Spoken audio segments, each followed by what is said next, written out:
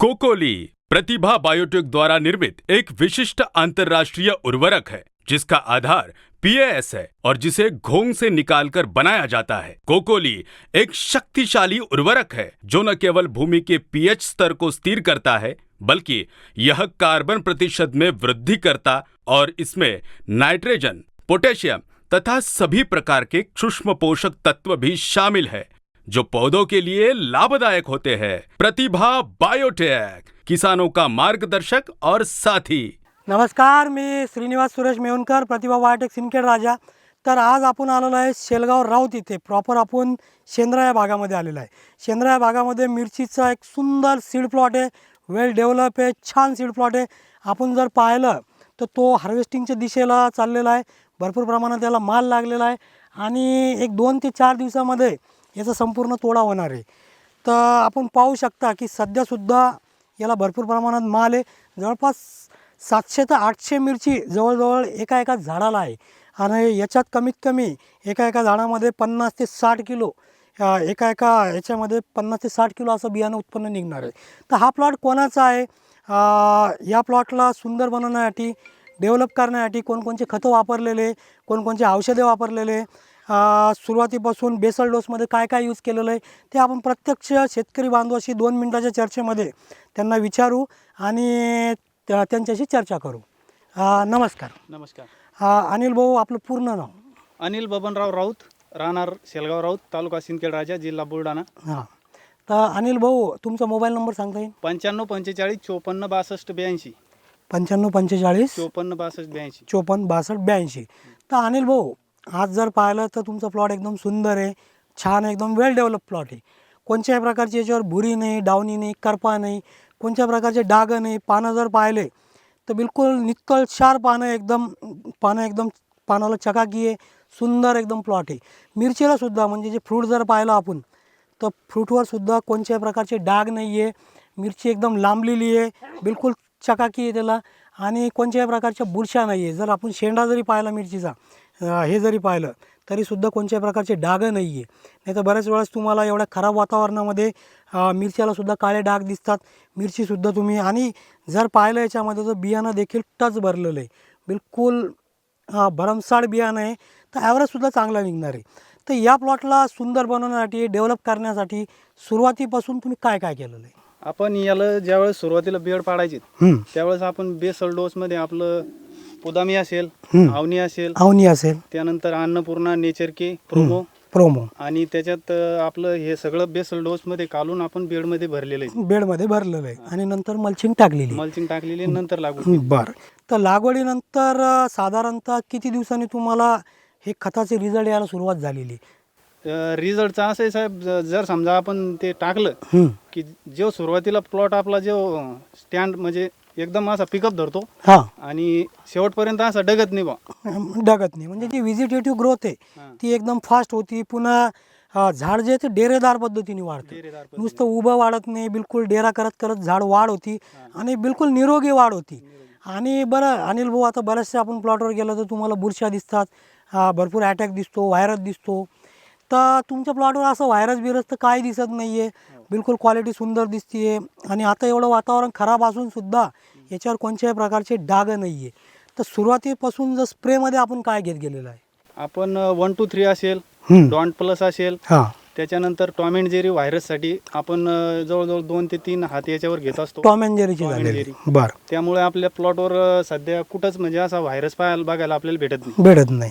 तर आता पहा ना तुम्ही, एक 6 ते 7 महिन्याचा हा सीड प्रोग्राम आहे। या प्रोग्राममध्ये कुठंच तुम्हाला व्हायरस दिसणार नाही। तुम्ही कोणतेही झाड चेक करा, कोणतेही पानं पहा, कोणत्याही प्रकारे कोकडा नाही आहे, व्हायरस नाही आहे, तर नुसतं टॉम अँड जेरीने हा व्हायरस थांबत गेला का तुमचा? 100% थांबत गेला। सुरुवातीला जर 1-2 झाडावर दिसला, त्यानंतर टॉम अँड जेरीचा आपण स्प्रे घेतला, त्यानंतर तो तिथंच थांबला, म्हणजे बाजूला झाडावर आपला त्याचा प्रसार झाला नाही। बरं, बुरशीसाठी ज्या भुरी वगैरे म्हणतो आपण, डावणी म्हणतो, करपा म्हणतो, याच्यासाठी तुम्ही कोणकोणचे औषध वापरलेले? आपलं प्रतिभा बायोटेकचं टिपटॉप आणि झिरोचा स्प्रे घेतलेले, याच्यावर 2 स्प्रे झालेले।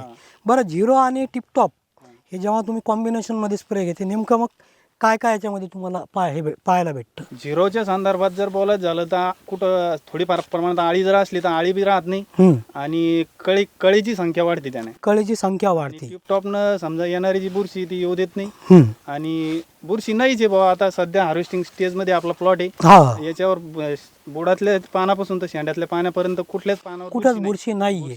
तर प्रत्येक वेळा तुम्ही टिपटॉप चा स्प्रे घेत राहतात. बरं, पोलन पिरियडमध्ये टिपटॉपचा स्प्रे घेतात का? कारण पोलन पिरियड असा राहतो की बुवा त्यावेळेस तुम्हाला कळ्यांची संख्येमध्ये बरीचशी गरज असते आणि बरेचसे स्प्रे असे आहे बुरशीनाशक जे मार्केटमध्ये आहे अवेलेबल, ते मारल्यानंतर काय होतं, कळ्या दाबतात. तर टिपटॉप मारल्यावर असा काय अनुभव आला तुम्हाला? नाही, तसं काही वाटलं नाही, कधीच वाटलं नाही. कधीच. बरं, याला कोकोली झुका तुम्ही वापरला आहे? वापरलेलं आहे. बरं, याला 2 टप्प्यामध्ये आपण 5-5 किलो म्हणजे 10-10 किलो कोकोली आणि झुका 10-10 किलो दिलेले आहे. दिलेला आहे. तर तुम्ही कोकोली झुका साधारणतः किती दिवसाच्या अंतराने किती फरक ठेवून वापरतात? समजा सुरुवातीला पोलन स्टेजच्या अगोदर आम्ही सोडलं याला 5 किलो आणि एकाच दिवशी सोडलं ते अर्ध्या घंट्याच्या फरकाने. म्हणजे तुम्ही एक प्रकारची टक्कर दिली. पहिले कोकोली सोडलं, अर्धा घंट्याने झुका सोडलं. तर कोकोली झुकामध्ये नेमकं काय वाटतं तुम्हाला? म्हणजे ते सोडल्यानंतर काय झाडावर त्याची प्रतिक्रिया उमटते? कोकोली झुक्यानंतर जे आपले झाडाची ग्रीनरी, आपली जे कलर आहे, कलर क्वालिटी, कळ्यांची संख्या, या सगळ्याच गोष्टीत बदल पाहायला भेटतो आपल्याला. आणि पोलन पिरियड मध्ये तुम्ही कोकोली झुका वापरता का? हा, मध्यस्थी एकदा ज्यावेळेस आपल्याला समजा असं वाटलं की बाबा आता भर कमी झालेला आहे, त्यावेळेस मग आम्ही परत एकदा 5-5 किलोची याला कोकोली झुका टक्कर दिली आणि मग बरोबर पोलन पिरियड मध्ये तुम्हाला त्या कळ्या वापरायला भेटतात. बरोबर आहे. आणि एक अजून महत्वाची, आता तुम्ही जेम्स बॉन्ड देखील वापरलेला आहे, टॉम अँड जेरी सुद्धा वापरलेला आहे, सुपर कोमा सुद्धा वापरलेला आहे. एक बुल म्हणून प्रोडक्ट आहे मार्केटला आपला, जो ब्लॅक थ्रिप्ससाठी काम करतो, तो सुद्धा तुमच्याकडे दिसायला लागलेला आहे. बुल बँग आणि बंपर हा स्प्रे तुम्ही वापरलेला आहे? ब्लॅक थ्रिप्ससाठी ते बुल आपलं आलेलं आहे, तर त्यानं चांगल्या प्रकारचा रिझल्ट आहे. म्हणजे एकदा फवारणी घेतल्यावर साधारणतः कितव्या दिवसात तुम्हाला तो थ्रिप्स गायब झाला? 8-10 दिवस आपल्याला ते थ्रिप्स परत येताना दिसत नाही. बरोबर आहे. बरं, खतामध्ये तुम्ही जवळपास 99% खतं प्रतिभाचे वापरले, 100%. त्याच्यामध्ये तुम्ही नेचर के वापरलेलं आहे, अवनी वापरलेलं आहे, पुदामी वापरलेलं आहे, अन्नपूर्ण वापरलेलं आहे. वॉटर सोल्युबलमध्ये सुद्धा तुम्ही प्रतिभाचे वापरलेले आहे.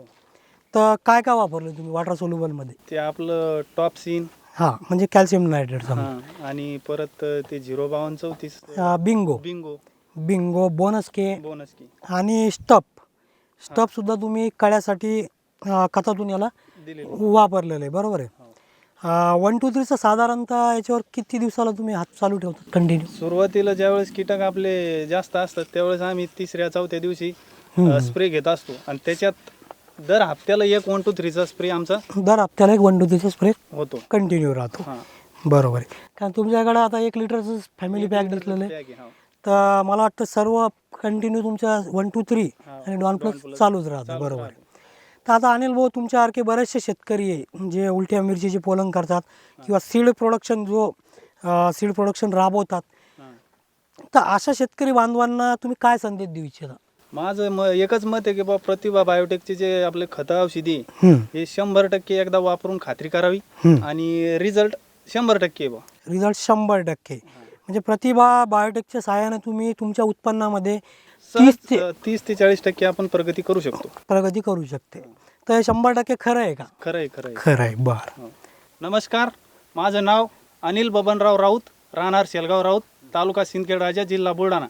माझा मोबाईल नंबर 9545 54 62 82. मी ह्या मिरचीच्या प्लॉटला पूर्णपणे प्रतिभा बायोटेकचे खतं औषधे वापरलेले आणि MD सरांचे मी या ठिकाणी रेड्डी सरांचे धन्यवाद करतो. धन्यवाद.